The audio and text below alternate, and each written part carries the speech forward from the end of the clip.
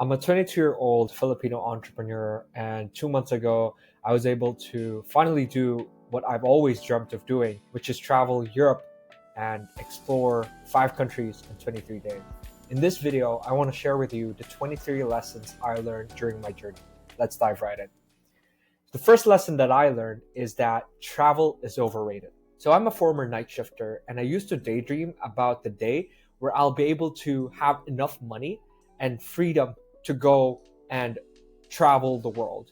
I put my head down, built a writing business through social media, speedrun that, and do it relatively early. A lot of people romanticize traveling. You see the photos, the videos, the reels, everything's nice. But behind all that, you lose your wallets, you get scammed, you are sleep deprived, you're jet lagged, at the verge of getting mugged all the time. There's also discrimination, and you have to be constantly alert. I'm not saying that's the case for everyone, but I think that's something that's not talked about in the internet. Because personally, I almost lost my bag. I was in a Zoom call with my client and my team, and someone literally snuck up behind me and tried to get my bag. And another thing is, I actually did lose my wallet. I lost a little bit of cash, a credit card, an ID, my driver's license. It did quite sting a bit because it's not like I have fuck you money. I really thought that traveling would be fun and beautiful. And I thought that I could just be me and enjoy myself, right?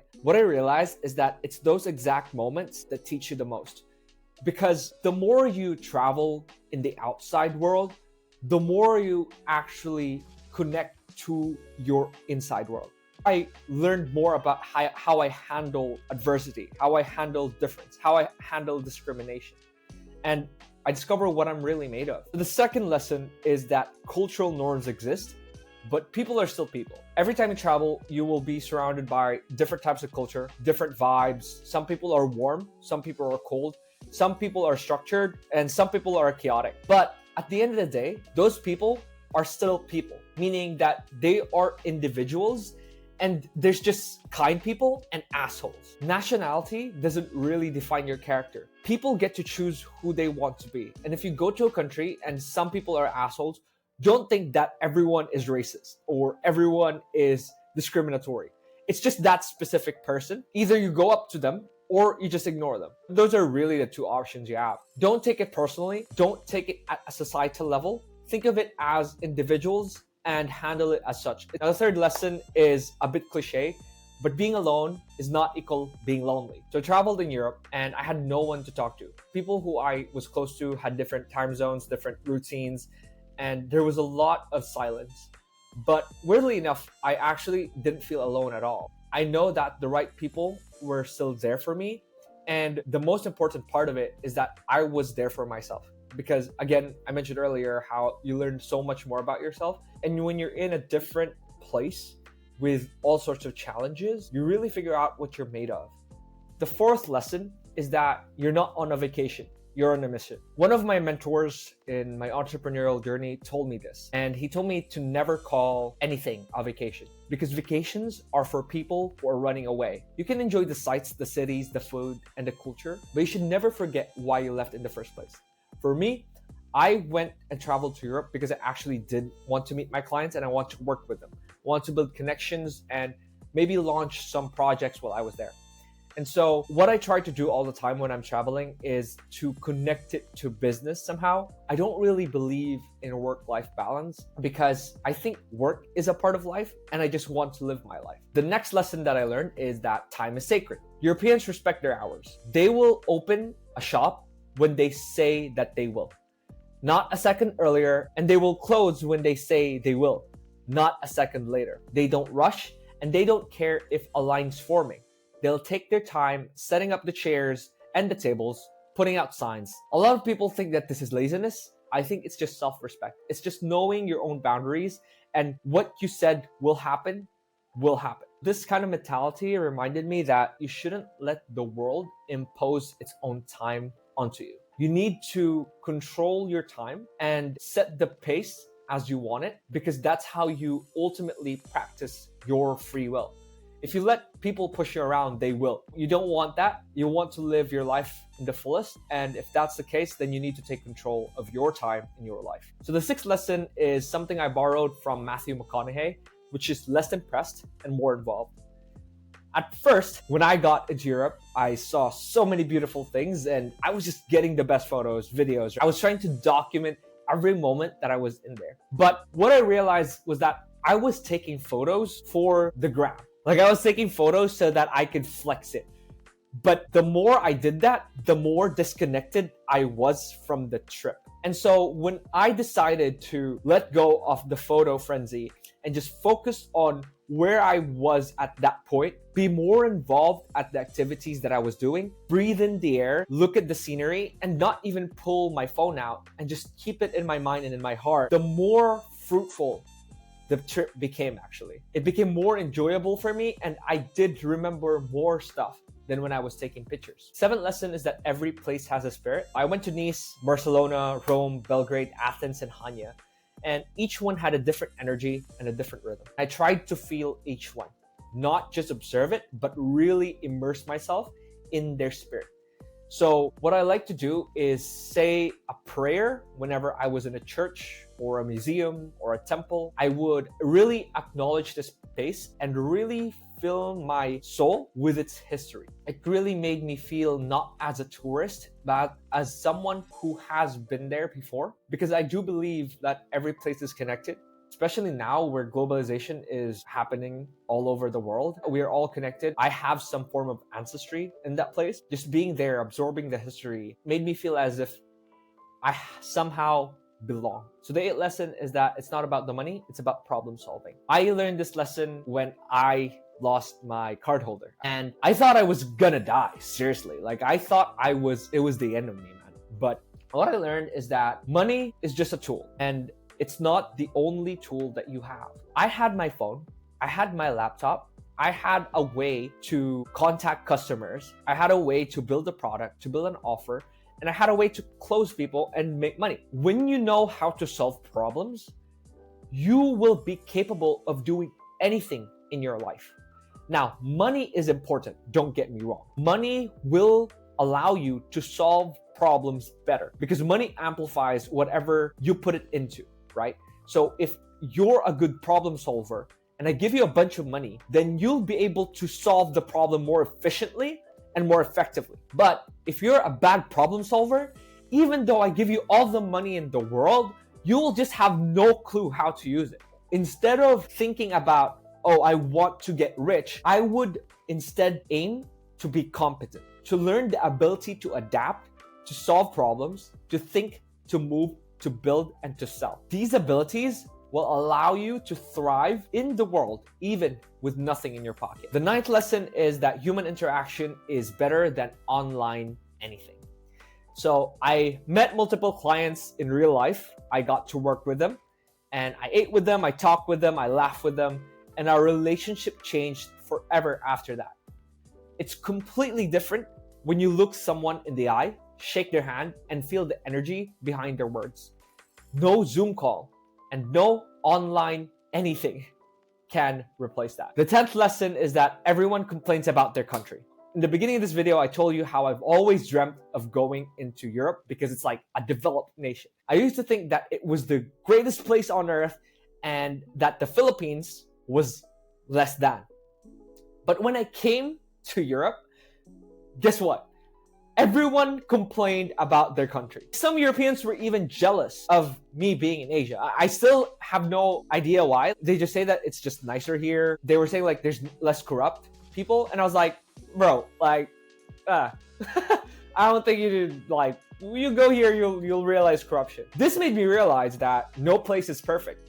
The grass is always greener on the other side of the pastures just because they have better shit fertilizers. There's always something better in your place, and I think you should find a way to exploit that to the benefit of your country and yourself. My travels to Europe really made me thankful of what I have in the Philippines and how blessed I was to be here, to live the life that I have right now. The 11th lesson is body language is universal. I don't speak Greek, Serbian, Italian, Spanish, or French, but I understood people just fine. You would understand what they're trying to communicate to you simply by looking at their hands and their face. And I think it actually says more than their actual words. Because of that, I really do think that we are connected by our bodies. I think it's really something that is underestimated, the power of looking at body language and reading how people act rather than what people say. The 12th lesson is slow is smooth, smooth is fast. So before I traveled into Europe, I was in hustle mode. Like I was hustling, man. I was trying to scale my business hard and like trying to sell a lot more of my offers, close more clients. My calendar was full and I was just grinding it out. But when I was traveling, layovers, trying to recover sleep, sometimes there was no internet. It was very hard to be consistent at hustling. Even though I was moving slower, I actually got a lot more things done and my business got better. Because when you slow down, you actually see all the opportunities that you have rather than fixating on the one opportunity that only moves you an inch when there's a hidden opportunity that moves you 7 feet. It's the Pareto principle. You focus on the 20% that give 80% of the results. So, number 13 is the prepared mind always wins. Travel doesn't have to be chaotic to be fun. Some of the best moments came because I planned just enough and left room for spontaneity.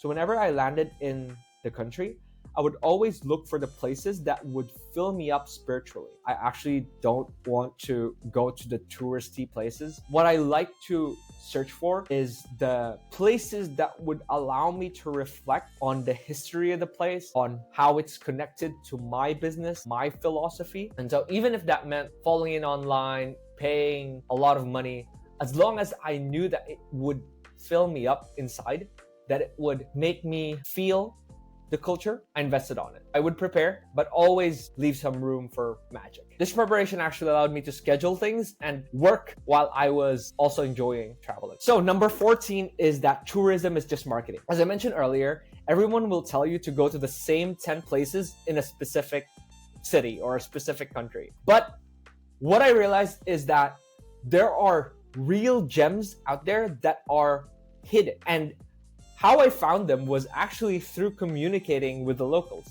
asking them where I should go, because they will tell you things that you don't find in Google, right? And they won't have crowds. There will be no expectations. But if you can stay present at that moment, you will learn so much more about that city or that country than when you search Google, what are the top 10 places? Because if you go to the top 10 tourist places of that city, guess who are going to be there?